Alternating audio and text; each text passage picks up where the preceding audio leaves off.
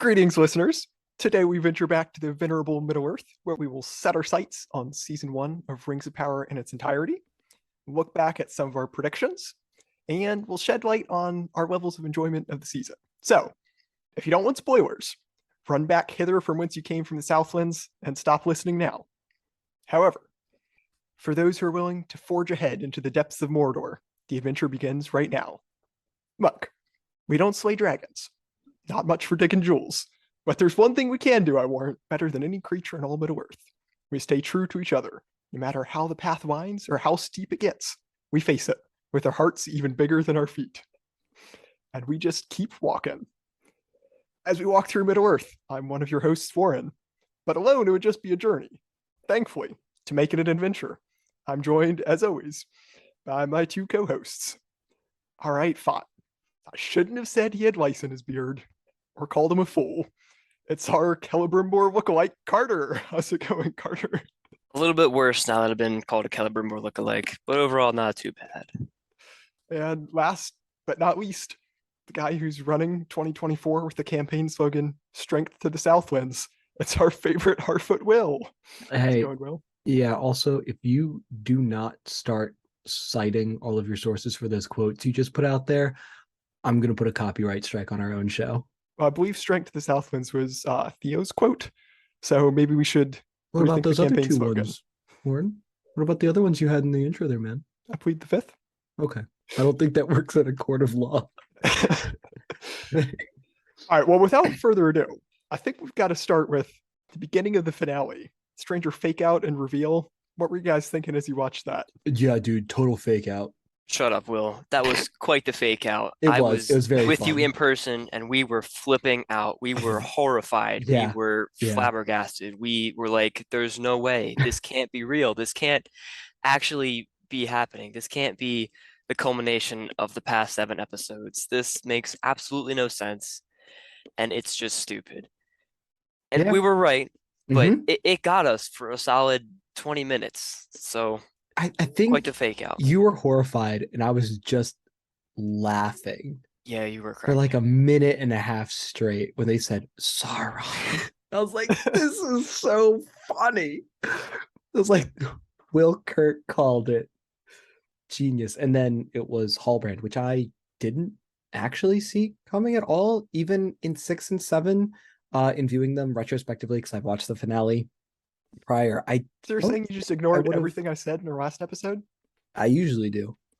Fair enough. And it's like, oh, it could be, yeah, it could have been everybody else too. It could have been the kid, it could have been the old dude, it could have been the elf, like, But I don't know. I really liked the whole dynamic in that final episode between Galadriel and Halbrand, and especially him being Sauron really helped explain how he was teaching Celebrimbor about metallurgy. Because halfway through the episode, I was going, there's no way that this dude just knows more about the science of this than Celebrimbor. It doesn't make sense. But with the reveal, I was like, okay, I like that explanation. You know, they explain his knowledge through one extra plot device. Well done. Yeah, I thought it was quite hilarious. I think I already told you this, but my younger brother was like messaging me as he was watching the finale. He's like, "Oh my goodness, makes no sense. Why is like Celebrimbor listening to this Halbrand guy?" And 5 minutes later, he's like, "Oh, never mind about that." I think it does raise the question of why in the world is he in the middle of the ocean with a bunch of people in what, episode 2 is when we first meet him? Mm-hmm. And so it's like, why is he there? Because he is far out too. It goes where they are to Numenor and then to Middle Earth in the Southlands. So why is he there? It just didn't make a whole lot of sense to me. If he had already been in Numenor, maybe as an outcast, I don't know. I don't think it's a plot hole. It's just weird. Well, I think he was in the Southlands, and it's possible that he had even just lost to Adar, but that's just pure speculation. They don't really cover that. Well, he's not in the Southlands because he's in the middle of the ocean. No, but like he's claiming to be from the Southlands, and that may actually be where he was before. Oh, I guarantee it, because it's where his sword was. No, that was Morgoth. Oh, is that not Sauron? All right. And we're going off on a wait. Is this a red herring or rabbit trail? Is what? For what? Carter, are we going on a rabbit trail or a red herring? What we're doing is? now currently, Yeah. that's rabbit trail. Okay, we're on a rabbit trail. I'm But still it's talking not about the episode, man. it's not too much of a rabbit trail. He's just trying to figure out what the sword is. And All right, all right. World's lamest key, in my opinion. I did not like that reveal of the sword being this key that just unlocks 15,000 different little nooks and crannies to allow the flood in the volcano to happen. Do you know how much work that would take? Okay, is that better or worse than National Treasure? The National Treasure key. So much worse. National Treasure, he pulls one lever and it's just one thing pulls down. Also, Now, it was built. this is a rabbit trail. Yeah, I didn't bring it up, by the way. But you say, it'd been a lot of work. It'd been so much work. But yeah, that's what they had been doing for the entire series, pretty much, the orcs in Adar. A lot of digging. Yeah. No, they hadn't. That stuff was in there to begin Yeah. with. They were searching for the key. No, they were weren't digging. building They were digging. for the key. They say that in the episode where they're digging. They're like, they're searching for something. Two birds, one stone. Well, yeah, they can be doing more than one thing because they're not going to be only searching for the key. And once they have it, okay, now let's start digging. Fair enough. Yeah. This is obvious. That's why when the sword unlocks all that, it goes through all the tunnels. It shows all the tunnels that they have been digging through again. Yep. Not all the tunnels. I thought it was really cool. But then also the tunnels allowed the water to hit like the lava, yeah, all the water, not doom, and then all that the just lava, and that just caused like an explosion. the eruption. Yeah. I love how all these characters can survive a pyroclastic flow. It's Oh, really not all of neat. them did. The main characters did. Well, And yeah, that was that's super because they helpful. have plot armor. That's a bit different. Isildur died. Oh, dude, Isildur's dead? Isildur's dead, man. Oh, Isildur's dead. He died in the house. Dude, he died in the house. Oh, when what's his face's friend died, I felt nothing. I literally went, what was his name again? Because I saw him. You're gonna right have there, to and I was like, elaborate on what's his face's friend. Oh, Isildur's friend? Yeah, Isildur's friend's friend. Oh, okay. Yeah, I There- forget there what was his name third is too. Yeah, the blonde dude. I was like, yep, he's gone. Okay. He was a ginger. Yeah, the entire yeah, kind of the entire Isildur plotline. Definitely lame. Fizzled out. least favorite plotline because there's not really a reason for it. It's just to set up later seasons. Yeah. Yeah. It's just so he can be a character. Hopefully he'll be less annoying in future seasons, but we'll see. Well, he's dead, dude. Maybe we won't see. Well, to go back to the stranger reveal, I think it had me for like 10 seconds, and then my brain started working again, and I was like, no, there's no way. It has to be Halbrand. And I was back on full on the Halbrand Express 10 or 15 seconds after it. Congratulations. I hope it's Radagast still. I think it'd be the funniest thing. Just making the dumb brown wizard, not Gandalf. Oh, he's so good. People would be so mad. Would people be mad? I don't know. Gandalf got all his quotes and expressions from Radagast. Yeah. I am good. And now suddenly very articulate, which was probably the weirdest part for me. Well, it's Really, they because- awoke something in yeah. him. They Especially when he awoke touched the staff articulation. too. What? They awoke his articulate nature. Okay. Dictionary words. It just didn't make. Sure. I was like, okay, he can talk now. And But this is yeah, weird. as Warren was talking about, mannerisms now, it's something that he's got that different voice, obviously different actor, but similar inflection, I think. At least he was trying to go for it, it seemed. He's gonna develop a relationship with the hobbits. He already has been, but now, he's going off with Nori, so especially that's gonna be something special that kind of defines his character. And shout out to Ryan. He noticed he said in the end of the episode, always follow your nose. Yep. Because Nori had said that to him, and that's something Gandalf says. So Oh, Wait, what? Oh, well, okay, that's right. Will's the one who doesn't watch Lord of the Rings enough, so he wouldn't.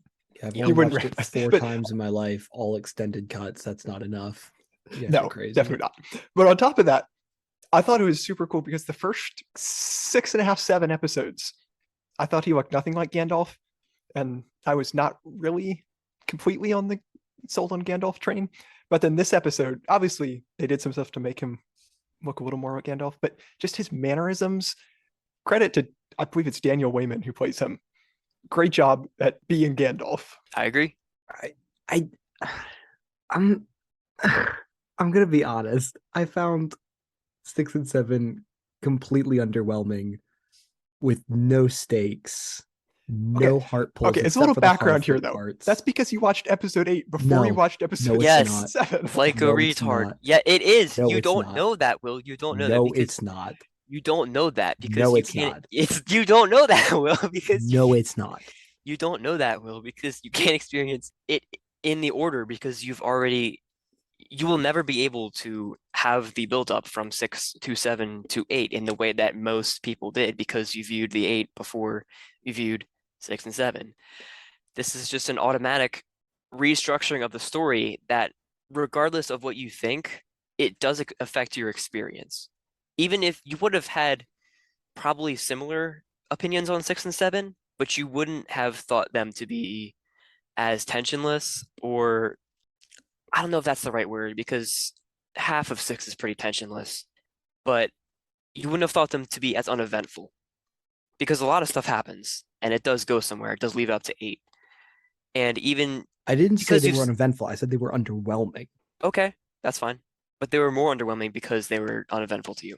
Well, to back up Carter, a few years back, I watched season 2 of a TV show before season 1, thinking that season 2 is season 1, and it definitely changes how you view season 1 if you've already seen season 2. Psychologically, it's not the same if you already know what's going to happen before you watch the previous episodes. It might account for a total of half a point for each episode that I would give them both. But here's no my way to major know. problems with 6 and 7.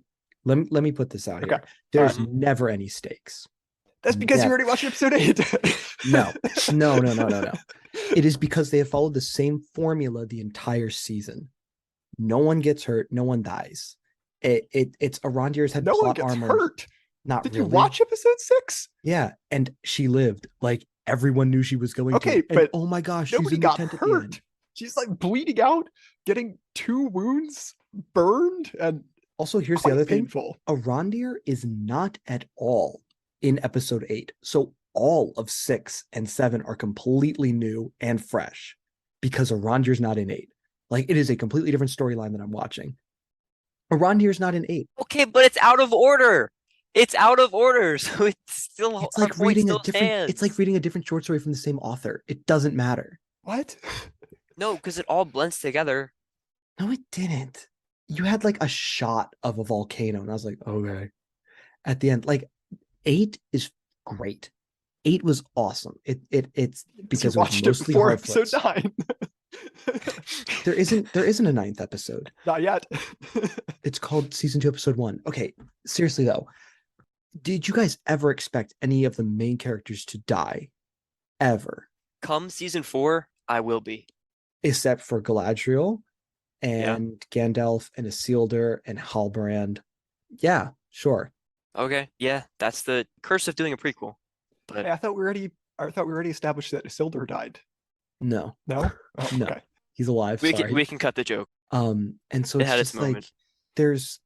I never felt my heart tugged in any direction in this entire show, except when Harfoots are on the screen, or the moment that Durin was talking to Elrond in the mine as he's mining the mithril. I loved that scene. I found it to be a really, really tender moment. And that one I thought had real consequences, not this whole volcano blows up because of a key. I thought that Durin had real consequences for his actions. He's stripped of his title, he's stripped of his throne, he's stripped of everything. And Elrond just has to stand back and watch his friend suffer for something that he believes is right and something that he needs him to do. He needs him to break the law for them to survive. Gosh, that part was fantastic. And then the absolute bravery to just tease the Balrog but not give its full reveal. Chef's kiss. Perfectamundo. Loved it. To just get, oh yeah, I'll watch season 2 just to see some Balrog action. Oh, we need a Balrog, yes. But for most of the Arondir things, I just I don't have any believability in the townspeople to defend themselves as much as they can. I don't believe But they in the lost. fact Yeah, it was. I mean, like the only people they beat were their fellow were themselves. townspeople. Yes, no, they kill some orcs. the With, first like, wave lucky of shots. orcs that were sent in with the wave of people. Yeah. Like they killed some orcs. Like they weren't like I expected them to get just slaughtered. And that would have been What? fantastic. Well, in terms of like military stuff, it's like, yeah, you're going against this. Even a group with some training is going to have better results than a group with no training, right? Unless you're stupid lucky and you have one elf on your side, I guess. I just when people were getting But shot these and they were people playing aren't sad completely music, clueless. They're still people. I guess, but it's mostly women and children. Like you see a lot of shots Those of aren't really the ones the fighting group. though, and They were they don't holding do very well spears fighting. in episode 6 Yeah, and shouting, some of those guys are and girls. some of those guys had seen war before. I just when they're doing like the sad music and they're getting shot with arrows, I was I thought it was hilarious. It was the dumbest thing in the world. And the fact that that Galadriel and the armies of Numenor show up at the perfect time to save them, dumbest thing ever. Oh, Hated it. just wait until he watches the Two Towers. No, because that's a payoff. That's different. This is we have to get there to protect, right? There's not this time frame, there's not this magical thing. Also, if you are going full gallop with your horses the entire time, you are going to kill your horses. And not a single one of them horses had like the foam on it and stuff like that. And that is like little details like that the Lord of the Rings did. That this show just doesn't deliver on. It's like, why are they booking it over these mountains? You got to move at a steady pace, otherwise you're going to tire out the whole army. And then they show up at the perfect time, and then oh no, the queen's blind. Oh, don't care. Yeah, I just found it really hard to connect with anything that wasn't Durin, Elrond, or Harfoot, which has been the same since episode 1 as well. You guys' thoughts and opinions, so I'm not just the biggest Debbie Downer in the world, even though I am. Well, how about we take a look back at what our thoughts were just a few weeks ago, and a new segment called Monkey Memories. Oh gosh, I'm about to be Down for proven that? wrong. Let's go. It's monkey memory time, everyone. Sure. All right, let's do it. So, compiled a few things that were said in our prior podcast episode about Rings of Power episodes 1 through 5. So let's take a quick listen, shall we?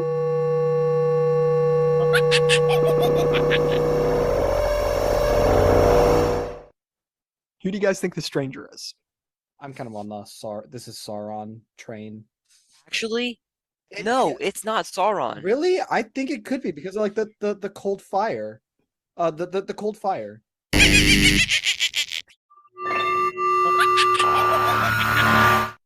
Nah, I don't think he's a good guy.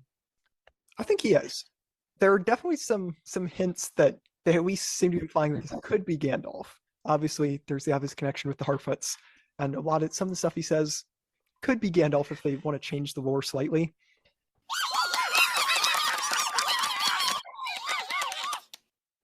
Yeah, I have no clue. This is the one thing that's just throwing me for a loop, in all honesty. I have no idea who this is.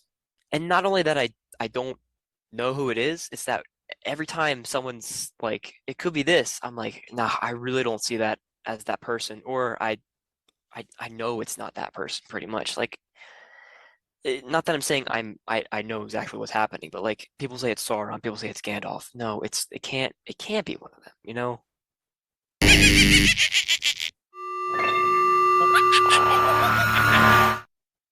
Let's talk about Sauron.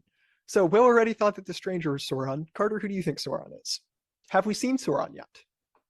Or is he just moving behind in the shadows? We saw him in silhouette in front of his army of orcs in the first 10 minutes, and that was it. I don't think he showed up since. I don't think he will show up.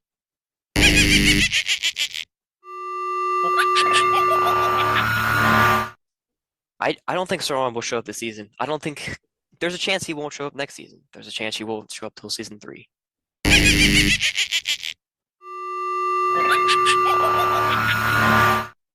Yeah, so he's very much like a deceiver or manipulator, somebody who's like using disguises and working behind the scenes to manipulate people and get people to do what he wants them to do. Does that remind you of anyone? Kind of reminds you of our guy Halbrand, who has famous quotes such as "looks can be deceiving," or "I've got my own plans, elf."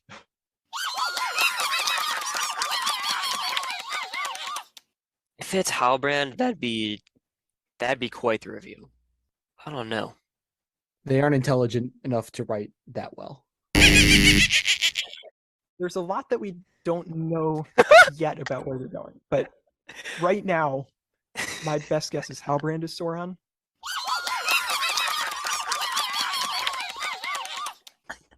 This is out there, but he could be Arathorn, which is Aragorn's father.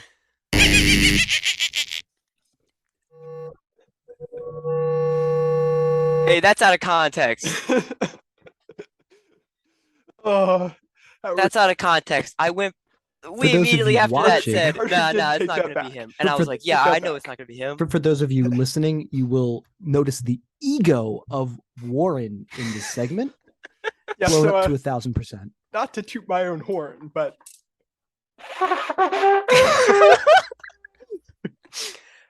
Congratulations on being a TV show analyst, Warren. You should have thank you. Reddit Gold and Wholesome Awards for that.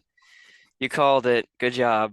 Amazing. See, that I am surprised that they were smart enough to have one good thing about the show. Well, how are you feeling about your Sauron is stranger prediction now? You were so Me? close. Who, me or Carter? Yeah, well, your I didn't prediction, say that. you said the stranger was going to be Sauron, and then they almost don't had feel it getting to I don't- episode 8. I don't feel stupid about it. Like, I don't. I think that's what they wanted you to believe, and I believed it. So therefore, it's successful writing because I'm an idiot. I don't know what you want from me. That's how that works. Successful writing isn't pandering to the lowest common denominator, though, It is for me. because you're the lowest common denominator. Oh, Dude, I'm shots below fired. that, man. It's not shots fired if I start it, Warren. uh, Yeah, I mean, it's like I was wrong. yeah, I got get, like, dunked on about yeah. Gandalf, so I'll give you that. But I think that was the only thing I really got wrong. I think a more mature show would have held off on Sauron Agreed. at the time. At the point where at season 5, I believe a more mature show would have held off on Sauron. But the way 6, 7, and 8 played out, I think they did really well. I think it was a great reveal. Fair. Agreed. I do think that in 8, the scene that holds the most water is after Halbrand and Galadriel have their talk, and she tells him in 6, which is a good scene, not a great scene, but a pretty good scene. She says, whatever you've done, you can be forgiven for it. Like, you can move on from it. And that holds a ton of weight when you then watch episode 8 as well. Well, yeah, then episode 8, we're back to Arondir's The Past is With Us All, whether we like it or not. Because Arondir is one of the lamest characters in the show, and he just has to carry that burden of being boring for centuries. I think it is interesting that Galadriel, just yet another thing that she's struggling with herself. She already told him that, what he did doesn't matter. But she's thinking to herself, like, maybe it does matter after she finds out that he's Sauron. Actually, okay, pretty soon after that scene, I love the use of silence in Rings of Power. Very underutilized tool by writers, because a lot of times silence is a lot better than dialogue in a lot of situations. So, for example, the scene where Galadriel's just giving up the knife to be melted, that scene says way more than a few lines of dialogue would have, because we know how much it means to her. Perfect scene. Yes, Yeah. I agree. Yes, that So- scene is well done. Yes. I don't know if you guys noticed this, but the last 7-ish minutes of the finale, there was no dialogue. Oh, like Yeah. Wally. Great film. Power of silence. You need to watch more movies, man. I think no, I think you're 100% right about what you said. I just don't think, aside from episode 8, I don't think it uses silence well at all. Just because there really isn't that many. It falls into the trap of a TV show of you can't have dead air. You got to go, go, go, go, go. Which I disagree. I think there are a lot of scenes where somebody says something and the other person, instead of replying, they just have like a facial reaction or something. I think Well- it's used quite a bit. yeah, that's just Not to this extreme. that's just how a but- natural scene should play out. That should be our standard, but unfortunately it isn't due to what the typical blockbuster Well, I agree. portrays Yeah. as a conversation. But yeah, tons of great reaction shots, tons of thoughtful conversations where characters sit down and just discuss stuff that's happened to them. Not like they go and they talk about their backstory, but they talk about things that have happened throughout the show and how it's affecting them. And well done acting. Good close-ups. When Galadriel's talking with the son, what's his name? I don't remember his Ronjo's name. girlfriend's Through episode son. 7, yeah. Theo. Yeah, Theo. Theo. I enjoyed a lot of that character building stuff where she's passing on her mistakes, even though she's can't move on from them yet. She's imparting just a little bit of wisdom to him about just like, don't. It darkens the heart to call Mhm. dark deeds good. Gives place for evil to thrive inside us. Every war is fought both without and within. Of that, every soldier must be mindful. Even I, even you. It Yeah. was good, solid conversation. Great stuff. I love 7. It's just that I felt like this entire time I was finding these small, well thought out gems in the middle of empty emotion.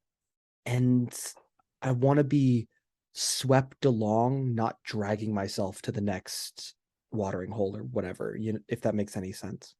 No, yeah, totally makes sense. Understandable. From 2 to 3 to 4, I felt like that. But after that, I kind of flipped. The second half of the season, 100% agree with you. I'll rather watch the second half of the season than the first half any day of the week. 7 was great though. 7 is my second favorite episode of the season. We talked about, Warren had the great quote there from Galadriel. She just is, we'll talk about Galadriel, but she is on track exactly where she needs to be, which is mind-blowing to me, and it's just awesome, and it's so cool to see. But at the end of it, when she gives Theo her sword, it was awesome. I loved it. It's because Theo has Morgoth's sword the whole time, and they're setting him up as this conflicted character, and then at the end he's gonna go back to his family. He's gonna go back to his community, and he's gonna give up that sword, and he's gonna trade it in for another one. And I thought that was awesome. Well, that's because she Good imagery. says she realizes in him while they're talking on that trail of just he needs something to fight for. He needs something to pursue that isn't just vengeance. And so it's like, how about I give you a disciplined lifestyle with this from someone who you may or may not kind of trust. Also, that kid's got an elvish sword now, and that's kind of ballin'. Oh wait, no, it's not elvish, is it? It's just from Numenor. That's Right? Elvish. That's hers. Yeah, but from where? Who knows? I don't know. It was Okay. She had it in since episode 1. No, she didn't. The only thing she had was the dagger. Because remember, she kind of had to take off everything in the ocean. Unless you're telling me she was hiding a sword in that bodice of hers as well. Yeah, maybe it is a Numenorian She sword. had a sword on the boat to Valinor, though. Yeah, but Isn't that the same sword? Yeah, but they undress and she keeps the dagger. Yeah, she doesn't have her sword on I the don't think she raft. has a When she sword. jumps. So maybe it is a Numenorian sword. Which is cool, still. That also makes more sense why she would give it up a little more willingly. Yeah. Still really like it, though. Oh yeah, no, the scene holds weight regardless of where it comes from. I would not have believed that she would have given him the dagger. Yeah. So Well, of course not, no. Yeah, but like if they had done that, I'd been like, no, that's not what happens here. It's because the scene where she's giving up her dagger, it's such powerful imagery because obviously from what we've seen already, it's so much more than just a dagger. It's the past hundreds of years she's spent her life. This is an image of what she spent her life chasing after. And it's Her essentially all brother, been a too. waste. And it's also just, she's giving up on, I guess not really her dream, but everything that she's been fighting for so long, she's finally giving up on that. For the sake of peace. She's doing what she told Theo to do in episode 7. Or it's like in episode 4 or 5 when she's talking to Halbrand and says, because I can't stop, after he says, why do you keep fighting? Yeah, giving up the dagger is letting go of, not really letting go of her brother, but giving up the dagger would be giving up her, what's the word? I don't know. It's just evading my mind right now. But giving up the She's dagger, giving up like her rage and like her her rage, but even more than that, it's just her desire for justice or retaliation. desire, I guess, for revenge and retaliation, and to let her brother rest in peace after killing Sauron, which is what she thinks is the only thing that can really give that to her. So you're saying once she goes out that door, she's no longer an Avenger. I will come over to your house and slap you in the face. Warren. We were having a good moment, Warren. It was a great moment too. Yeah, no, that was one of my favorite moments of the Soiled. finale. Is such a powerful moment, such a powerful scene. Does her ring look different in the final episode in season 8 than it does in the Lord of the Rings movies? Not really. Or if I just not watched Lord of the Rings movies recently? I think we've already established that. Yeah, we have established that. Yeah, but again, that's not the question I asked. Well, do you think with all they've gone through that they're gonna make the ring look different? Yes, Do you know how mad everyone on Twitter would be it would if just they get did more that? viewers. The most viewed Miss America season finale was the one where Steve Harvey messed it up. So yes, I 100% think that they would mess it up just to get more viewers. So to go on a bit of another, I don't know if rabbit trail is the right way to phrase this, but in the Lord of the Rings movies, who do the three rings belong to at that point for the elves? The same three. Which three? I couldn't tell you. The three that got him at the end of 8. They didn't show who got them, did they? No. Yeah, it's just Elrond, hands that Celebrimbor, and Galadriel. I don't think you know Celebrimbor. Does Celebrimbor have the ring in Lord of the Rings? I believe that is unknown. Is it?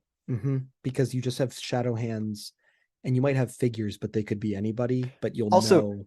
I'm Galadriel interested and- if I'm looking this up. I'm interested because it wouldn't really make sense right now for them to give a ring to Elrond. So I'm curious to see Well, how it's he kind ultimately of gets a ring.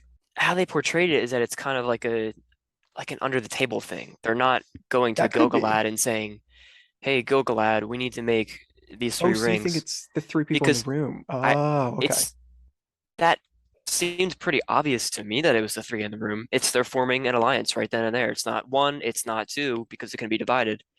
It's three because they're the only three that they can trust. So they're the three at the moment who know for sure who Sauron is and where he's going and what he plans to do. Well, Celebrimbor doesn't know. They didn't tell him. I don't think They so. don't on screen tell him. Elrond figures out because he finds the scroll that was Yeah. left in the water and conveniently didn't drift downstream. Because Galadriel is like all of a sudden on board to make these rings. I think she would definitely not tell Celebrimbor.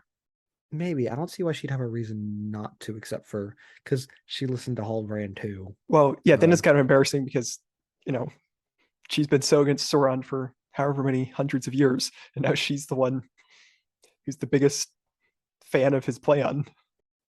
Yeah. She brought him to Region, and she's been advocating for him this whole time. But he doesn't get anything. Sauron? Yeah, he doesn't really get anything. Yeah, he does. Knowledge. What does He he get? learns everything he needs to eventually make the One Ring. That's fair. That's been his whole plan for quite a while. But he didn't know it was a ring that he was going to make. True. That actually, I love how Sauron is he's a much more complex character than a lot of people expected. I like that. We'll see where they go with him. So on the topic of the rings and who gets them, it's not Celebrimbor, my bad. It is Elrond and it is Galadriel. The third one goes to Círdan, and he's known as Círdan the Shipwright. I guess that means he's a sailor of some kind. But he was given the ring, the third ring, by Celebrimbor, and he later gives it to Gandalf, which I forgot. I knew that, but Oh. Gandalf is the one with the third elven ring by the time of Lord of the Rings. Okay. Yep. Cool. Just to backtrack for a second, Mhm. a shipwright doesn't have to be a sailor. Is it not? What's a shipwright? A shipwright is just somebody who builds ships. Oh, yeah, my bad, my bad. Someone who's like who studies nautical Of course, he could be a expeditions, sailor as I well. guess. Don't wanna... Yeah. You never know. But Elrond, Galadriel, and Círdan, and then Gandalf.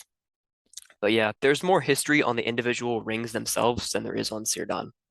All the rings have separate names and what kind of jewels It's true, is go not into kind them. to a guy. Yeah. Well, that's just Tolkien for you, man. Hey, his story was important to somebody. Maybe. Carter, you said you had a chunk still you wanted to go over? What you got? Sure. You want to talk about Galadriel? Let's do it. Because I kind of do. Okay. Well, as I mentioned before, and I said Galadriel is like just somehow, she's on the exact trajectory she needs to be to make this a perfect show. I remember how adamant you were on our other podcast episodes 1 through 5. You were very adamant that she was not on the path she needed to be on, and there's a bunch they have to do. So I'm curious to see. I was adamant. I didn't outright dismiss it, I think, but I said there You're needs pessimistic. Yeah. yeah, pessimistic is a good way to describe it, but I said there's something that has to there's plenty of things that have to be done to kind of turn her path a little bit. And I said it was possible, but yeah, I was pessimistic, but they did it, man. They episode 7 and then later into 8, of course, like it's just gives her the perfect finish to her season 1 character arc, and I didn't think it could happen, but it did, and here we are. So props to the show for that. I was amazed, but I was very, very happy. One thing she says in 6 that like piqued my attention and kind of was the beginning of the course correction for her was she's talking to Isildur and she says, "Humility has saved entire kingdoms. The proud have all but led to ruin." I really like that. It seems to be leading in this direction, but I hope this kind of becomes her personal aspiration. I hope that's something that she strives for, especially now that she's come face to face with Sauron and knows that she has to be different from that. Has to put aside her not blind rage, but her spite and her dark thoughts, as she would say, I think, right? And has to be different from that. Yeah, I really like Galadriel's arc in the season because it's constantly confronting her with her own problems that she struggles to see. And over the course of the season, she starts seeing more and more areas that she needs to improve in, and where she's being a hypocrite or giving advice that she needs to take herself. And so I think we see a lot of growth with her over the season. And I'm excited to see where they take that in future seasons. Yeah, it's awesome because it's rare that when a previously established IP branches off into either a spinoff or another TV show or a sequel, and they bring back a character, and that character at the start is like just ruined. This isn't in reference to Rings of Power, but when that character is just not the original character that they are and are supposed to be at all, it's a near impossibility for them to turn it around. And by the end of the story they're telling, uh, have that character go through a full, complete, satisfying, believable, thoughtful arc, and they're on pace to do it with Galadriel, which is awesome, and I could not be happier because, as I've said, one of my favorite characters, and I'm glad they're doing her justice. But like, and that's what I was worried about. That's why I was pessimistic because you open with 1 and 2 and 3, and she's just a hothead. She's just a warlord. But you close with 7 and 8, and she's really growing. So So I'm it's curious. I believe you mentioned something along similar lines about Elrond. How are you feeling about Elrond now? Now that you've seen this seemingly impossible solve for Galadriel, he hasn't done enough yet. but are you more optimistic now? I'm optimistic about the entire show now. I'm on board fully now. They've done the impossible and they've convinced me that this is a show that matters and is something that, a story that should be told and not left to left to rot in the Amazon warehouses, which is great. But Elrond, yeah, like there's plenty of intrigue there. I don't feel like his story has progressed too much since last we talked. There's some obviously like I think we all agreed last time and we all agreed this time maybe that whenever him and Durin just, talk it out, it's wonderful. It's awesome. Some great dialogue. It's fun to watch. Great to see. Yeah, the two of them are great. Yeah, his plotline overall, now that he's with Galadriel again, episode 8, he picked up. I was on board. It was great to see his character. But 6 and 7, I don't know. It was just more of the same for me. And I don't think I was like anti Elrond ever. It was just like it doesn't feel important, and it still doesn't feel important yet. Well, Elrond's probably my favorite character season 1, but I Yeah, you agree he has said. a long way to go. Yeah. But Mhm. what you're talking about with like, major IPs having characters who aren't like what you'd expect them to be at first, I was going to bring up Bilbo Baggins in The Hobbit, but I think with that, even though he's not the same as in Fellowship, he's kind of what you'd expect him to be like at the beginning of The Hobbit. So I don't think that's really the same. Because Galadriel, she's different than we expect her to be, Yeah. and she has to change over the course of the prequel. Yeah, I get where you're coming from. Yeah, like you said at the end, I think he worked it out that it's a little different. It's much different. Plus the Same with reason, Elrond. Yeah. y- yeah, we've talked before on this. I don't like the Hobbit movies because of Bilbo's character. I said it last time, I'll reiterate it. That's not a diss on Martin Freeman. He gives it his all. He is awesome. He is perfectly cast and he is so fun to watch. But especially in Battle of the Five Armies, they ruin his character, really. It's a dumb complaint because it's like, oh, he's not the same as he was in the book, and I love the book so much, and he's not the same as he was in the book. But what they changed from the book isn't at all a good change, and he's so sidelined in that movie. He's so just passive in that movie, and it doesn't feel like he learns anything by the end. Well, I think Battle of the Five Armies has a lot of problems. So Oh I don't yeah, think that's its only problem. But yeah. yeah, no, not at all saying that's its only problem, but that's one of the problems I have with it. One of many. I like the first two Hobbit movies. They're fun. Our resident Debbie Downer, Will, you've been a little quiet recently. What do you think about the Hobbit movies? 1 and 2. I honestly, when I watched them, kind of enjoyed them. In retrospect, pretty sure they're trash. Haven't seen the third one.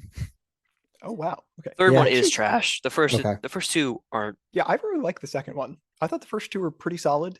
I think they're very underrated. But yeah, the third one has some things that look cool, but the story is just, I don't know if it's tough to say It's that not there. it went too big. But I think if there's any movie you can say where it tried to be too big, this would be one of them.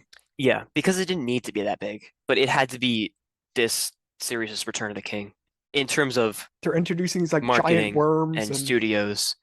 the Yes, king's on a moose. they do. Shai Hulud pops up.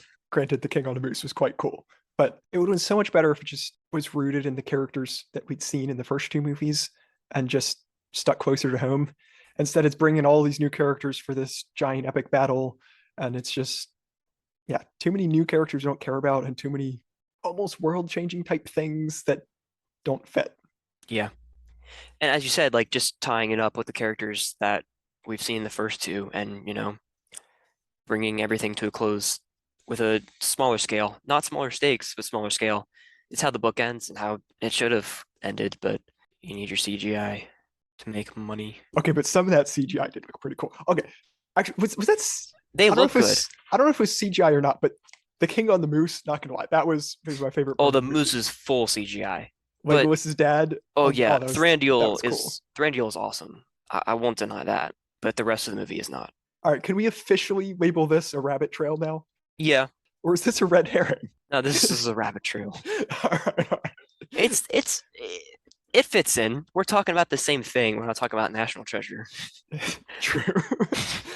All right, well, let's go to our last episode. We talked about our burning questions a little bit, and you guys were a little bland, didn't really have many questions.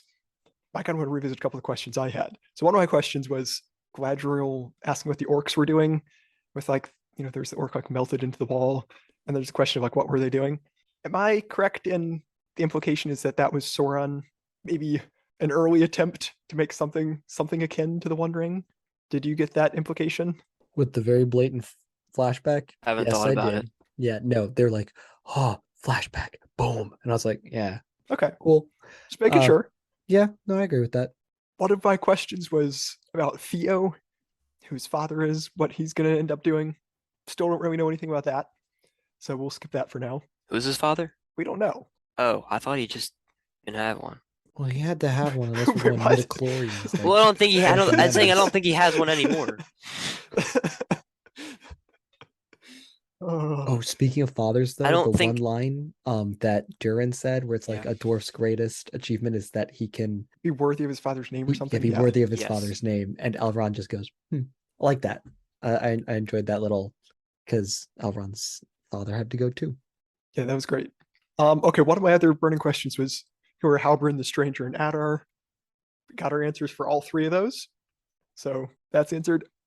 But my most burning question, the most important question I asked was, will they have a better TV spot trailer? And even though it's still not perfect, they had one that was much better, so we can finally rest our case on that one. I was very glad when they released a slightly better TV spot. Hey Carter, I didn't watch either of them. How about you? Either of what? The TV spots. There were like 8. There have been more Oh, than 2. Yeah. never mind. All right, well, I haven't seen any of them.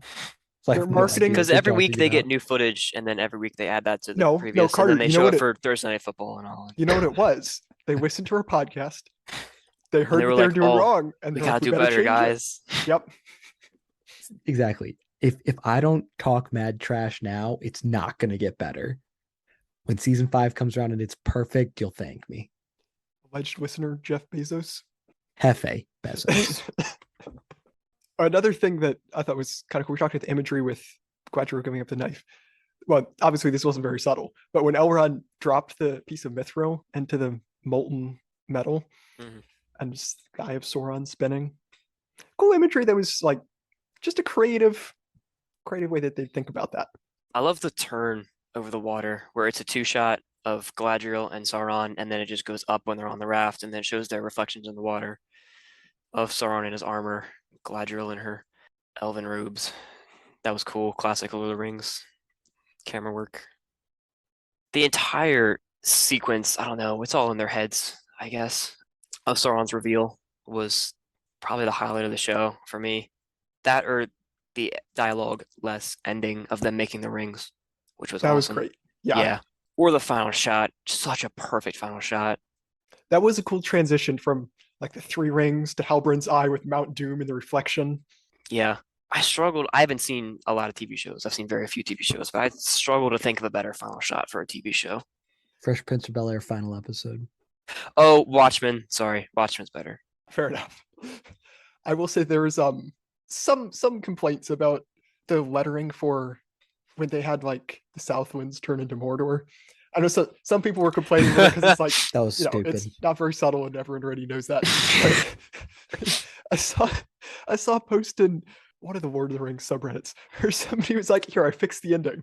And they had like the similar lettering change from Halbrand to Sauron. It's great. That would have been perfect. Yeah, that was cheesy, and it's like, oh, what's it gonna be? Oh, it's Mordor. But yeah, Bro, some of the dialogue was pointless, What? man. Like, anytime I don't really like Elendil as a character. I don't get it. He's getting a like lot of him. hate. Don't but enjoy him. don't I get think it. he's bland. I think he talks too much. However, he has one very, very funny scene, and it's when she's like, "How much longer until we get out of this smoke?" And he just says, "We've been out of smoke for a mile." And she says, "I see." And then it's like a Can 5, you? 10-second pause. And he goes, "Do you?" And I laughed. It was so funny. And then she's got the Lee Sin eye bandana. It was hilarious. It was perfect, dude. It's like, "Do you?" Queen Regent, do you see? I almost called that. I No said she was gonna eyes? die, but she gets blinded. So now she's gonna be a weak leader, and now the Farazan, whatever, the guy with the beard starts with a PH. He's gonna take Farazan, yep. over. Yep. Yeah, that'll be interesting because she was very adamant that she would return with an army. Bro, But it's time for I doubt Lord of the that's Rings gonna to get happen. only political. Can't wait. Yeah. Then again, I guess Elendil has to return. So Oh, the horse running away at the end I of don't that think one episode. Numenor's Hated gonna that. be standing by season 5. Have we went no, I over don't think this? so either. No, I think. I mean, obviously, no, you Wait, weren't there, also, but they're well, they're what are you gonna turn talking about? into either Gondor or Lord of the Rings Rohan. has politics all over the No, I place. said just politics. No, like, dude, some of the shots, I don't know if I want to be angry at this show. Yes, you do. I think it you might do. be it. Yes, you do. I think I do. And for that, I Yeah, apologize. before but- the episode 1 came out, you're like, I hate this show. It's gonna suck. I not and looking then I forward to watched watching episode this. 3 and I enjoyed it. And then I watched episode 4 and I didn't enjoy it. And then I watched episode 5 Yeah, 4 and I sucks. enjoyed it.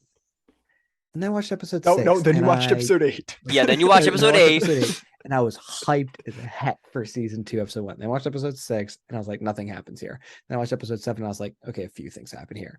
And that was about it. Or is it just me or is Will backing up her point with every time he talks about this? Pretty much. What point? About the order of watching things? Sure. I've like, I'll concede it if you want, but for me it is just it falls flat except for the ending. And I hate how that ending makes me feel because it's a banger. It's like if you watched Fargo, and instead of, if you watched any movie based on a true story, and Blair Witch Project. no, Elvis. but if you, that's a little different because everyone knows Elvis is a real person.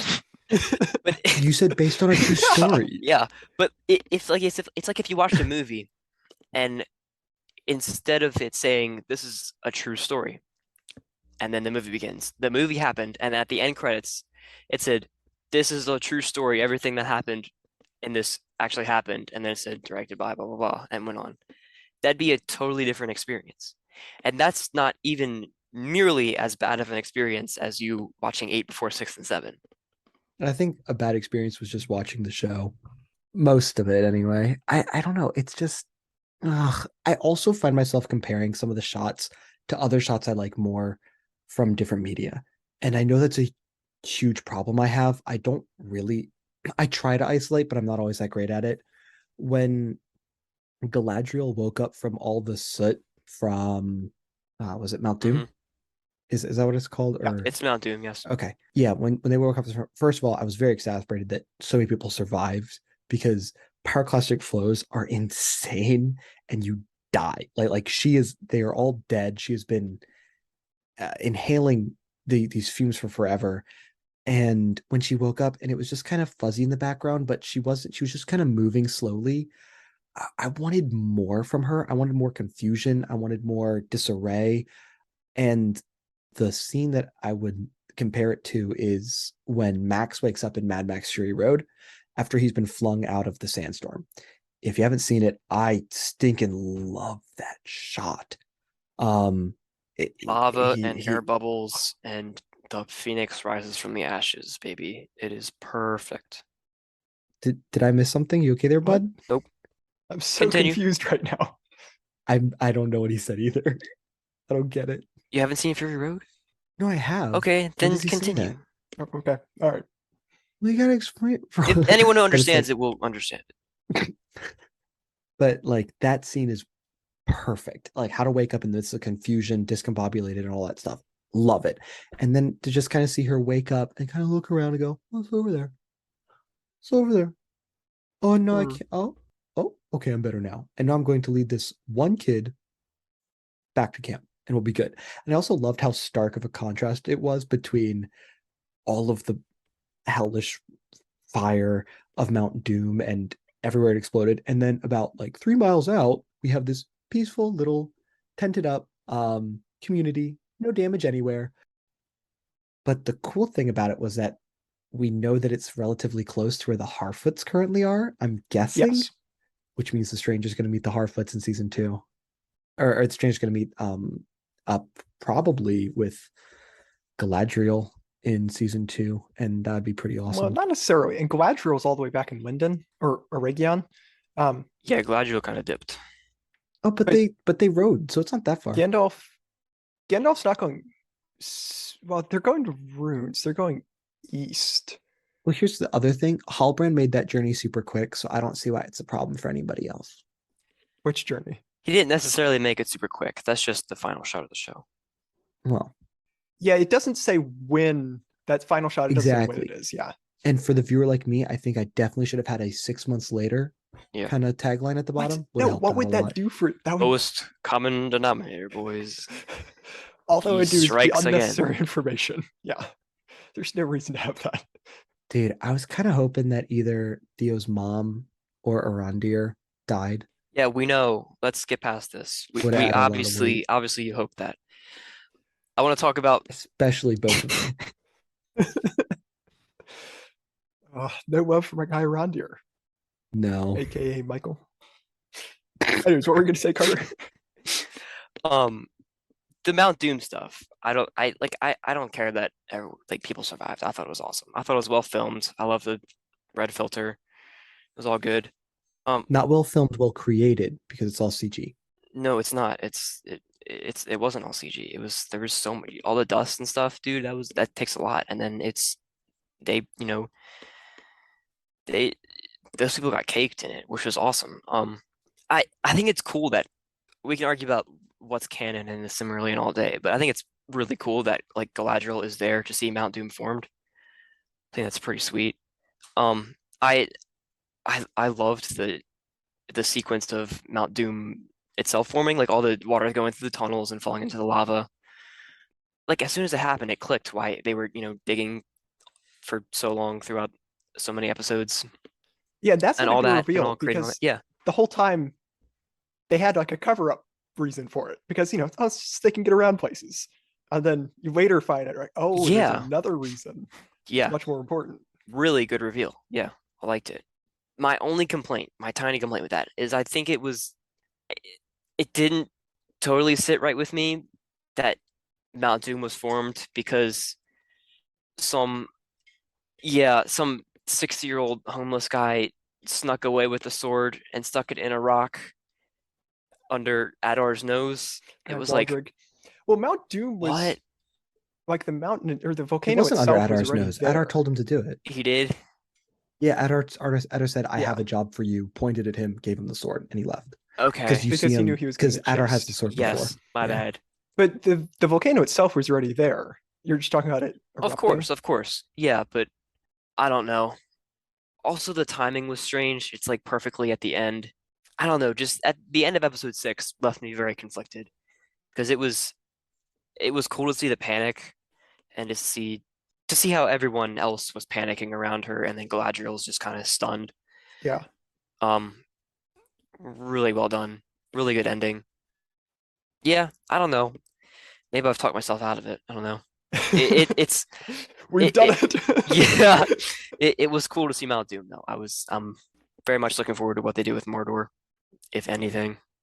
I thought it was fascinating how Adar and Sauron are clearly antagonistic towards each other because obviously Adar is a new character, but that was Yeah. really cool having one of like the first orcs be like a very competent leader who's against Sauron. Cool dynamic that we never see in Lord of the Rings. Yeah, that'll be neat. Do you think he's gonna die in season 5 or earlier? Sauron? No, Adar. Yeah, I'm assuming we'll see him again. He's a great character in my opinion. Do you think he's going to die in season 5 or earlier? I think he'll die earlier, but I do Really? hope we see a lot more of him. I do too. He was good. I liked him. Interesting character. Pretty sinister. And someone who's throwing doubt on what people believe in. It's a great plot device. Yeah. Yeah, his talk with Galadriel in 6 was pretty good. And his talk with Arondir, I forget which episode, but earlier on in the season, that was really good. Yeah, that was in 3 or 4. That was all right. I really liked him Adar planting the seeds and then saying life in defiance of death, and then the Oh elves yeah, doing it later. That was really cool. Just interesting thing to see both sides. because he was originally an elf, right? I'm pretty sure, yes. I don't know if they actually specifically said it, but all signs point to him, yeah, kind of being an elf. Because I believe he was one of the elves that Morgoth like turned into an orc. Yeah. But yeah, great character. Mm-hmm. In terms of minor things here and there, why was Halbrand on a raft in the middle of the ocean? It's probably first and foremost in everyone's minds. Hopefully they answer it. It'd be nice to have it answered. Yeah, You don't think they will? I don't know. No, I don't think they will. I can kind of just also, I'm kind of fine with a non-answer Yeah, as it's like, well. do they need It to? doesn't matter that but much. I don't know. That's the only complaint I have with his character. Yeah, I think because, I only want them to answer it if it ties into something later. yeah, if it matter. Yeah, I don't want a stupid flashback. But they could do it. They could do it well. I believe they could. But besides that, yeah, his character just came full circle and really worked for me. I liked it. Yeah, it's also interesting because it's tough to know if he even had a plan on really anything before because he seems like a character who kind of wasn't really sure what he wanted to do until after he met Galadriel, and then he finally. But some of the stuff he's been planning for a while, so he's an interesting character because it's tough to deduce what's going on with his plans. Mm-hmm. It'd be cool. Um, all the lighting is really artificial. The night scenes specifically, I'm pretty sure all those are fake, which is okay. It's, you can't really, if you're making a TV show, it's hard to schedule stuff like that, but Yeah, with $1 billion budget. I don't know. But in terms of framing and movement, they get the Lord of the Rings feel down to a T, which is really impressive and hard to do, so I'll commend that. But they environment, the CG isn't bad. It definitely feels different, but not in a bad way. Some of it is rad, but I think some of it really works. They did film in New Zealand, so a lot of it is real. A lot of it looks really good. That's always nice. Yeah. But the Lord of the Rings, they those films just had a grit to them that these don't. They feel clean and they don't feel as dirty and real. And Except for they're episodes 6 and 7. yeah, seven like with the ash and the all the smog got as close to that as I think the show has. That's an interesting point because it almost seems like an interesting discussion as to whether that's a good or a bad thing. How is it a good thing? Well, I think I understand what you're saying. Okay, just to differentiate itself, you mean? Well, certain things like it seems like some of the armor is more intricate, or like the CGI, obviously, some of it's more detailed. And I think some of the things like that can be good things, even though they're different and they have a different feel. Yeah, the costumes are great. I think the costumes are perfect. It's just the light. It's just the way they're presented.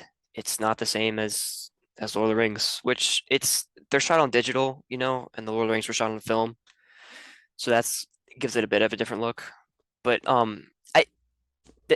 like Steve Yeldon, David Fincher, they all shoot digital. They say you can film.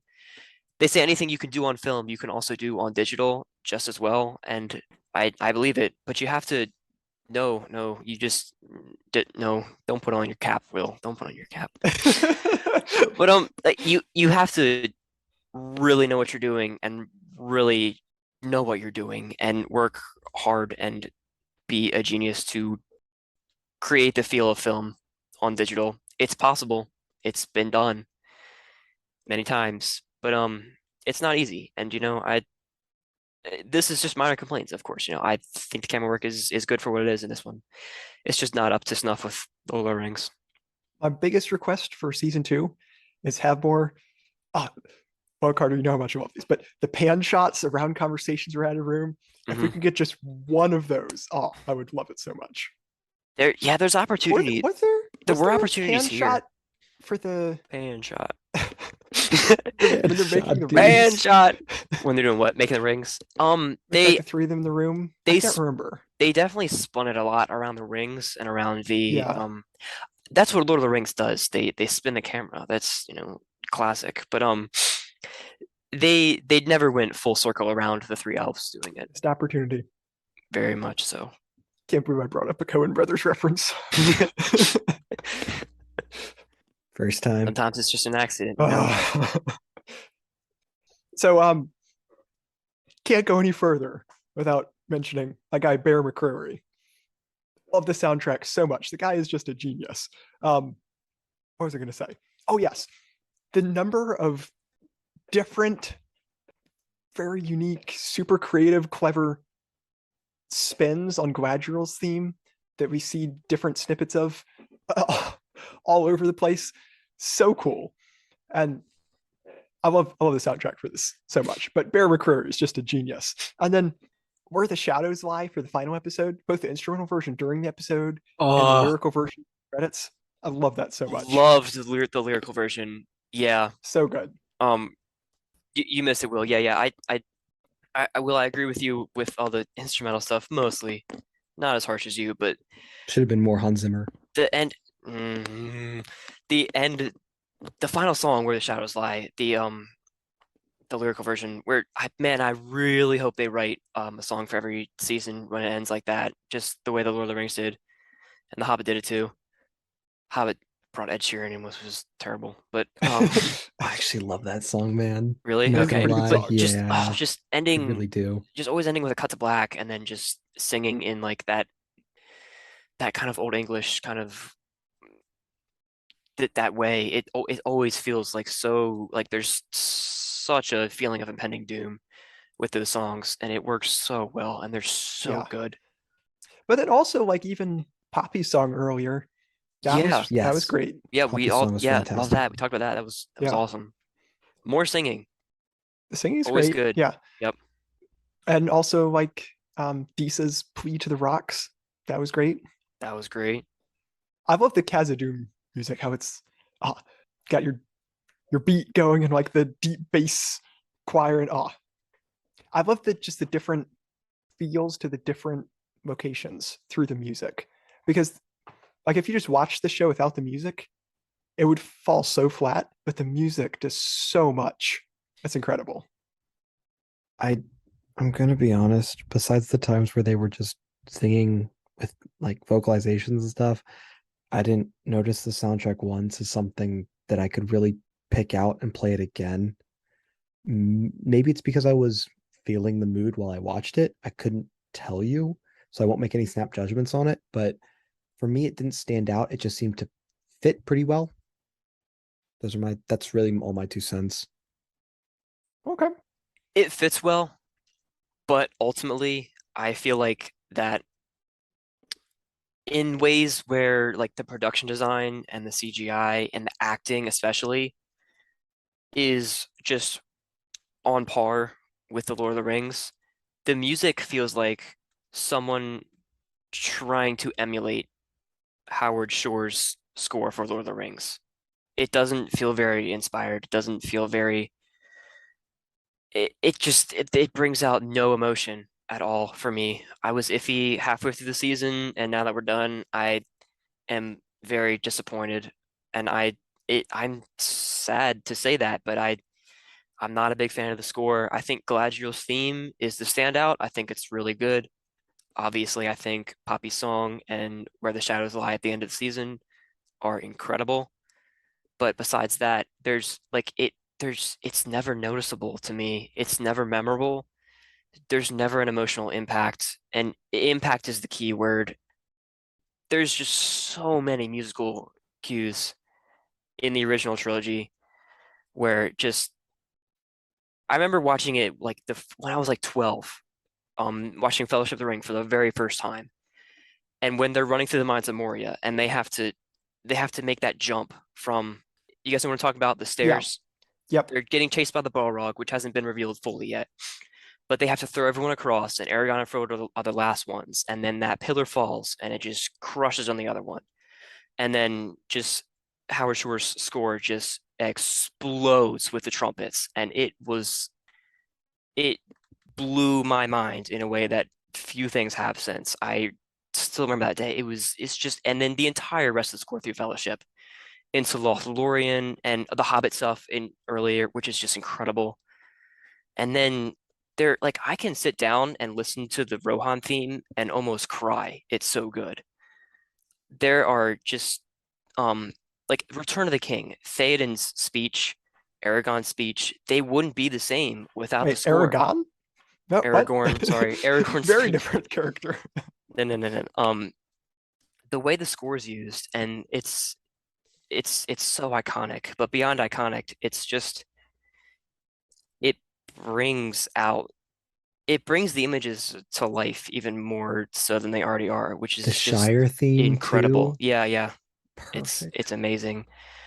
And this Bear McCreary score, it just feels like an imitation of someone trying to muster up that Howard Shore feel, unfortunately. And there's there's no impact to it, unfortunately. It hurts me to say it, but there really isn't, for me at least. Well, I've got to disagree with the last part, but with a Hmm. lot of what you're saying, I think I do agree. I just think the Howard Shore scores are arguably like three of the greatest scores ever made. Tough And to so Yeah, follow. Yeah. it's yeah. tough to compare anything to that. And But it's so the only thing we have, right? It's like we have that, The Hobbit, and this. yeah, so Well, obviously it makes a sense to couple compare it. versions of The But Hobbit. I think obviously I don't think it's as good as the Lord of the Rings score, but I think this is still really, really good on its own. And there are certain elements, sure, that like Khazad-dûm, like these different locations, Hmm. there's similar like themes or musical styles to them so that they feel like Lord of the Rings, but they're not just there are a lot of original, unique things in them as well. So props to Bear McCreary. Maybe it's only I love because the I've score. watched it through once. I haven't done any rewatching of episodes and stuff like that. I can't even tell you what Galadriel's theme is. Every single piece of music though that Carter mentioned, I was like, got it. Yep. It's on play. Now I have seen the Lord of the Rings movies 3 or 4 times through. Yeah, but only 3 or 4 times, right? You know, that's Yeah. not much. And for some of the music that only shows up a handful, yeah. And it's I could just play Would it. you like me to play Galadriel's theme on the bugle? I'm good, thanks. um if please if you guys if you Amazon people are out there listening to this, please do all of the filming in New Zealand. Don't don't skip out on that budget. Please go back. Anything with like location shots, gotta be New Zealand. Yeah. It's perfect. And They've maybe collected plenty of stock footage that they're going to use in season 2. Don't yeah, but I worry. want to see them there with the background stretching out behind them. And Yeah, I don't I want it to no, just I be a agree. panned drone shot. Yeah, Like in another scene that the scene where let me go on some things that I like or some things that I think could have been used better, but had traces of greatness in them. Uh, the scene where they're running on the horses, right? That Running on scene, the or, horses. or running with the horses, right? Running on the back of the horses. If that That sounds even weirder. you know what I mean? If they are that riding scene, their horses. yeah, if that scene had been at like another part, or like maybe with different score, it would give me chills. The scenery and the way they're moving with just a dash of slow motion in there, perfect, Let's put a great. 1 there, and we'll come back to that as a footnote. Keep going. Keep going. Sorry. Um, and it's just like the mines and all that. It's We great. call him mine. I Of mine. I just want a little bit more. I just want a little bit more practical effects. Especially with like the sweeping shots through it where and I just turn my brain off. I know it's a viewer problem, but it's like I'm looking at it, I go, that's all CG. I do not care. It, Um there's so much CG in the Lord of the Rings, though, Will. I don't I think you even know. realize it, and I it's don't. goofy, but it works. I Like know. And for me, if it the just subtracts here. it, And I cannot tell you why. it's the series itself that subtracts. It's not the CG itself. It's because you're already not as invested as me and Warren are, which I'd I'd I'm I'd not agree condemning you for pretty that. I'm just handily. saying I don't Yeah. think you would care as much if you were as into it. I just I don't know. I don't want Because this very because precious it's a IP fantasy that I movie love. and it's Lord of the Rings, and CG is a staple to both of those things. It's not It's something like that you can avoid. I I know you guys give me crap, and yeah, I deserve it for only seeing the Lord of the Rings movies a few times, but I do love this IP. It is precious to me. It is one that my mom and I It's is precious to me. it is, but it is no. You guys like, Precious. dude. There's like this is like one of the movies that my mom and I bonded over. Like this stuff means a lot to me, and I love the original extended full director's cut trilogy with every single second, every single scene. I can watch so much of them. It's fantastic. And what I wanted from this show, I wanted to love this show so bad. And I wanted to love this in a way that I love Lord of the Rings. And for me, with my expectations set so high, it didn't deliver. That's probably a lot on my end. It is a lot on my end. But it's just I think one of the reasons I don't like it so much is it's not what quote unquote I would have done, even though I have no grasp of how to do any type of production design, any type of casting, any type of lighting, any type of budgeting for a film. I have no clue. I'm so inept into this world, but it's not what I wanted. And that's why I I will watch season two because of how well this season ended. And there's just so much in there, and there are still there are some characters who I don't really care about, but there are some characters whose journey I really want to see. Like I really, really want to see how Nori and the stranger go, and hopefully we get to cut back to Poppy from time to time because I love Poppy as a character as well. And Sadek's death, like I was tearing up a little bit. That got me really good. Um, and I think when you're in the show, when we were introduced to, or when I won't say we, when I was introduced to characters who I didn't really know, I had stakes with them. There were always stakes with maybe not Nori, but Poppy. I didn't think could be safe throughout the entire show. I definitely didn't think that Nori's parents were, or I didn't think that Sadek was, but it still hurt when he died. And when the wolves were attacking them, I was just like, oh my, like someone could die here. Um, but that doesn't carry over to a lot, to anything else in the show for me. Um, the consequences for Durin's actions hit home, and I love the way that him and Elrond have grown together, and I love Durin's relationship with his wife, and even the relationship with the dad as well. They picked up on Elvish in the show as well. They spoke more of that towards the end, And Stone Tongue. and Stone Tongue, yeah, which I really liked, to kind of give it that more breathed in, lived in feel. I liked when Um, Galadriel and Arondir just came across each other for the first time and just instantly started speaking Elvish to each other. That was pretty cool because it was yes. natural, you know. It's like, Yeah. Mhm.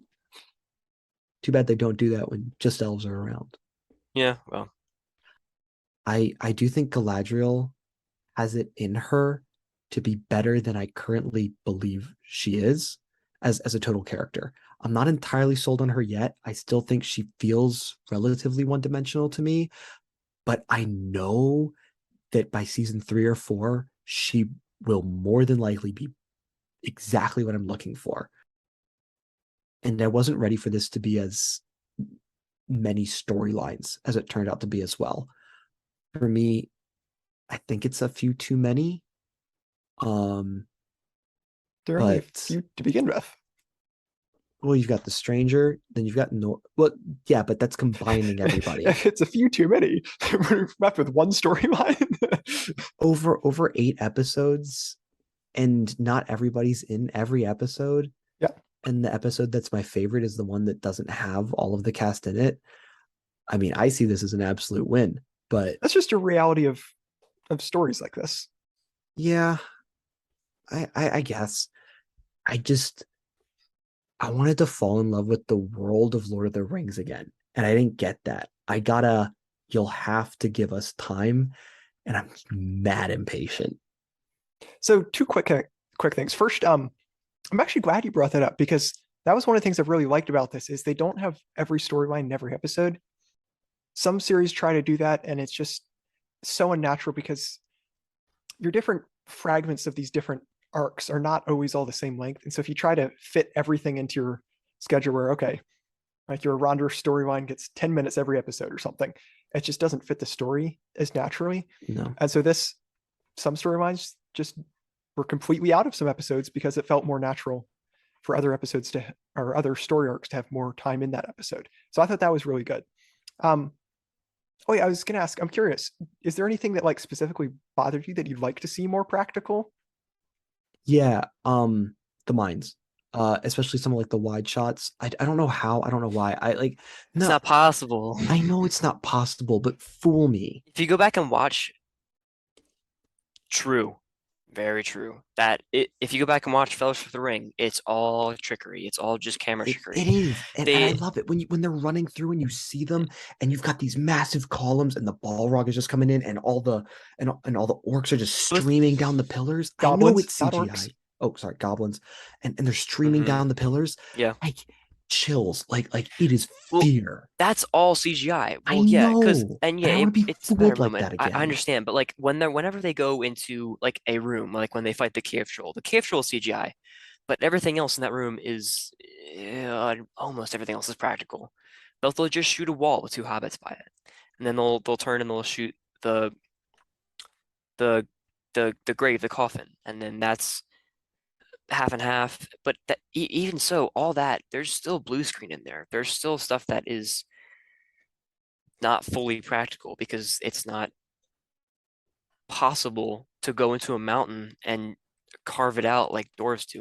Just Well, go into it's Luray possible. Caverns. It's just very difficult, very time consuming, very expensive. Just film in Luray Caverns or something. I don't know. Yeah, I don't know. I I don't know how to explain it, but I loved the it's costuming. just a feeling. Yeah, Um, bro. I loved a bunch of the costuming. The orcs looked fantastic, Yeah, really well done. Galadriel's armor kind of would have liked a little bit more from it. It's great, don't get me wrong, but would have liked a little bit more intricacy. But then it's from Numenor, so I get it. I liked it. Um, I didn't really. The outfits worked for the soldiers of Numenor, but kind of wanted a little bit more. The all white was like, yeah, okay. I love the elves armor with like the face in the tree on some of the elven Oh, armor. Arondir's armor, Yeah, really liked it a top lot. notch. Yep. The way Arondir carries his weapons, also really liked it. Like the quick little slinging of the Oh bow. yeah, He was very familiar and comfortable with what he had. In terms of what the actor was doing, he seemed very fluid. I just don't like the character. catching the arrow, very fluid, very skip. Very trash scene. Worst scene in the entire show. Actually, not the worst scene in the entire show. When they don't fire at him, it's the worst scene in the entire show. But yeah, it's. I am hopeful. I am. I know I've been very down the entire time, and the score that I will eventually give does not reflect how I think future seasons will go. But I am hopeful. Yeah, but I think that pretty much summarizes why I have this negativity and all this. And I know a lot of it is just I guarantee you a part of me doesn't want to love anything as much as I love the Lord of the Rings series, and just the care, the beauty, just the awe, the emotions you get. My friends, you bow to no one.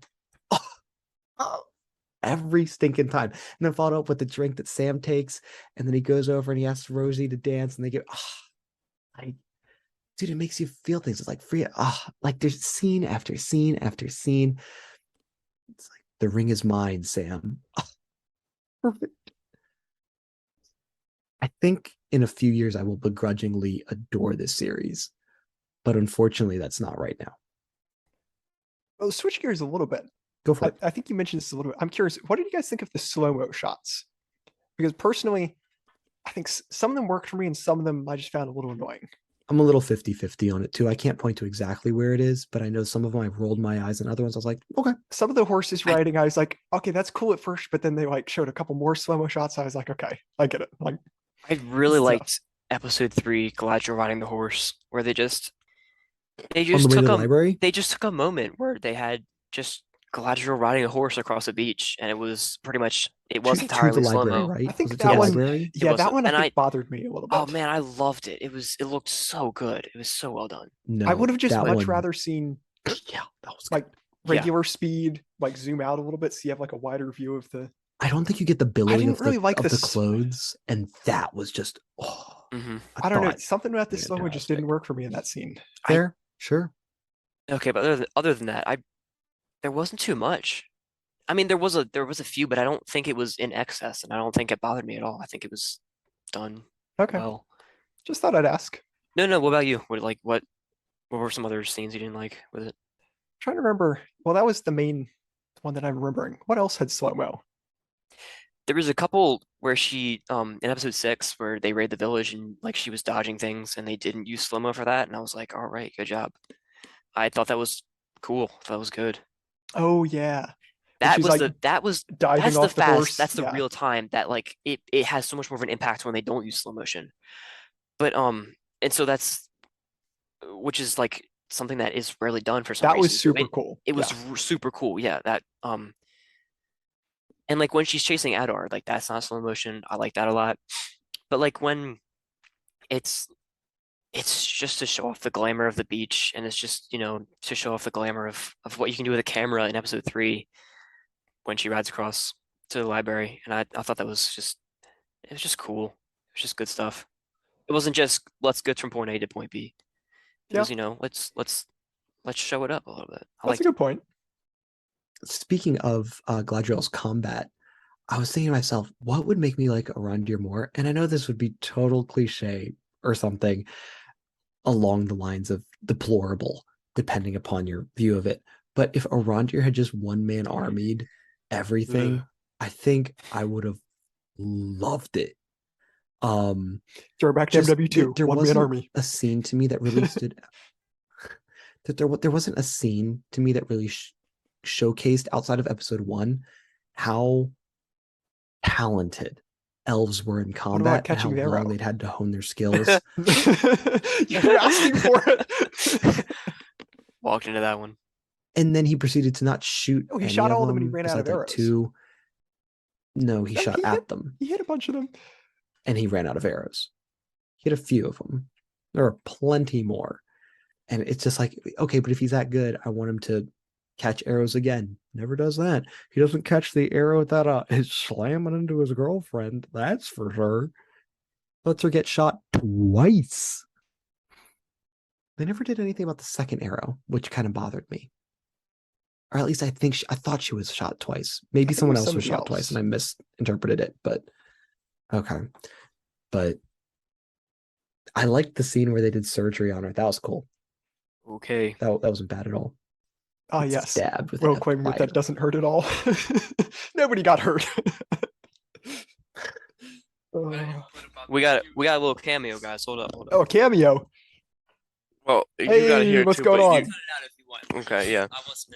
Hi. All I gotta say is that I 100% agreed with your take on the music. You're getting a Discord call. When I 100% agree with your take on the music, and I My said take? that from the first episode, baby. Are We you all agreeing with watched me? Carter's take on the music.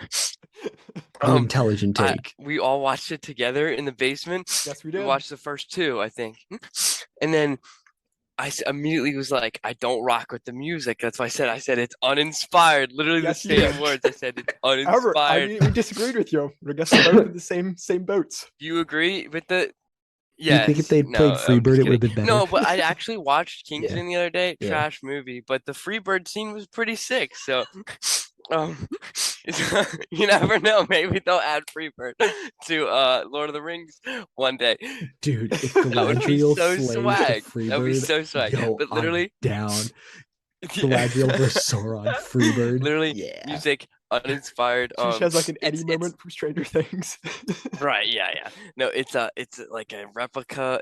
They're trying to replicate what they had, but it's Okay, like they're imagine they just play trying too Freebird hard. while they have a giant eagle. A No? literal free bird. Yeah. That was a terrible joke, Warren. I'm sorry, but I'm good good. job. You almost had it there, bud. Okay, well, that's all I had to say. I agree with Carter's take on the music. All right, thanks, Will. Thank you for that, Will. I said that the first two episodes, bro. The same word, bro. I'm not gonna lie. I'm pretty sure I Yeah, said the same and exact thing in the first episode as well. When he brought that, I was while like, I I didn't know the agree score with at all. Willie there, So 100%, it in the first two in the like his call of it isn't special because he also called that the stranger was Sauron. So Yeah, that's sounds like somebody else I know. stupid. stupid. Yeah, I am of low intelligence. I can't solve Scooby Doo mysteries to save my life, man. Maybe we'll get some more Willie cameos in the future.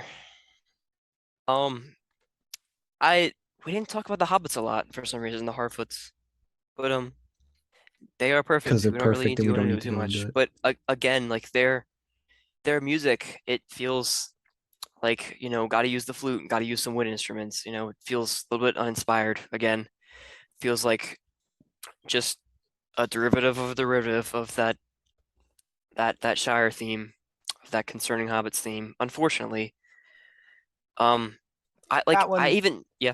I think I do agree with you a little bit on that one. The Harfoot themes, yeah, I wasn't quite as big a fan of. It leaves a bit to be desired. And Yep. even I prefer the Howard Shore's score from the Hobbit movies over these scores even. I think the best part of the Hobbit movies is the score. and Martin Freeman. Well, let's not forget Richard Armitage. Explain. He plays Thor in Oakenshield. He does really well then. Dude, you've also got Benjamin Yes, Cucumber in as there the too. Dragon Boy. Hmm. I saw a video clip the other day of Benedict Cumberbatch doing the voice acting for Smaug, and they had like the motion capture things on him, and he's like just going crazy, rolling around on the floor and Yeah. everything. And Yeah. It's funny. the caption It's for it was awesome. like, I wonder if the motion capture or like the CGI people ever get videos like this, and they're like, yeah, great job. We're not going to use any of that. It's great. It's a totally different scene, but when episode 6, as you said, Will, when they're riding the horses and they're charging in, I'm extremely I've flipped, as I said, from pessimistic to optimistic. I was never negative on the show, but around, episode 5, I was just worried. But I flipped, as I said, but in the way that not that everything is in the Lord of the Rings, the just literally everything, as we were talking about the music and all that, there's just there's so much more impact to just every scene, every decision that's made. Like back to the horses, totally different scene, of course. I know, I get. But I watched the when Faramir charges at Osgiliath yesterday, just a clip of that, when Pippin sings his song from Return of the King, Mm-hmm. and that whole uh segment is just perfection. They know It exactly is. when to lock the camera down, exactly when to move it, exactly how to move it, exactly when to cut to a wide, and like it's details like when to add the sound effect of a horse neighing and panting, and when to cut to Faramir, just drawn sword, just charging, just screaming his lungs out, but with no sound. Like they'll use the horse effect, but they won't. They'll keep it just Pippin singing when it's just Faramir, a close up of his face, and it's just it's all just impactful, and it just draws the emotion out so much more than Yeah, I think that battle also, there's just a whole lot more emotion going into it because like he knows that he's going out to die. yeah, pretty Whereas much. like this, it's just like they kind of get there and they're like, oh, there are a bunch of orcs here. There's not Mhm. really a huge emotional stake in the battle except Stakes. for Arondir, Brownwood, and Theo. Yeah. Apparently, Will would also say no emotional stakes. Yeah. Will was cheering for them to die. Missed opportunity. And I guess what I'll close on is I'm just waiting for something like Yes. that because I don't think until halfway through episode 8, Rings of Power just doesn't really have a crushing scene like that yet. And that's just one of literal hundreds in the trilogy that I'm talking about. Like, I'm optimistic now though. Like I'm really looking forward to season 2 and 3 and 4 and 5. I think that, and I hope that these really have a sense of weight by the time we get down the road a little bit. And More emotional stakes. yeah, but Yeah. I think the TV show structure is working. Yeah. Honestly, I think I'm sold. I'm happy. I'm loving it. It's just Da da da da. ugh ugh ugh no. Um, it's just all there for me. I'm surprised, but I'm optimistic. I Forging of the Rings and Galadriel and Sauron's conversation and just the final shot cut to the final song is the closest it's got to an impactful Lord of the Rings moment, I think. And it's made me very hopeful for the future. All right. Well, on that note, anything else you want to say before we move to ratings? I don't know if you all do. If you all don't. All right. Let's get it out of the way first. Will, you want to go first? Sure. So with my rating, essentially here, if someone asked me about this show, I think my summary would pretty much be the ending makes it worth it though the final episode makes the rest of everything worth it. Now, if you want to invest the 8 hours into a fantasy show that is Lord of the Rings-esque, okay. If not, I do not see any reason at all to put this on a must-watch hits of the year, or anything like that. And that is with deep but hopeful. And let me stress that I do have hope in the is never show. mere, even when it is meager. But it is with deep and hopeful regret that I have to admit that, Warren, you were right on the money. I am exactly even on this show. 5 out of 10. It's a show. And I watched it. And that's really it from me, besides the Harfoots, Durin and All right. Elrond, and episode 8. So yeah, 5 out of 10. So I will say it does crack me up. I was looking at the IMDb rating the other day, and if you just go to like the weight distribution of it, it's there are over 47,000 one-star reviews. People Yeah. just review bombing it. And so the median is like 2 stars higher than the arithmetic mean. Cracks me up so much. Crazy. But anyways, yeah, so as it's probably clear by now, I'm pretty obsessed with Middle Earth, and just being back in Middle Earth, you have what I would consider a brilliant soundtrack from Bear McCreary, intriguing story. You have a complex Sauron, which is fun characters, beautiful locations. You have your down to earth Harfoots, your epic battles. I mean, the list goes on. But ultimately, this is the most invested I've been in a movie or TV show in several years. 9.5 out of 10. Carter? It's a lot to think about.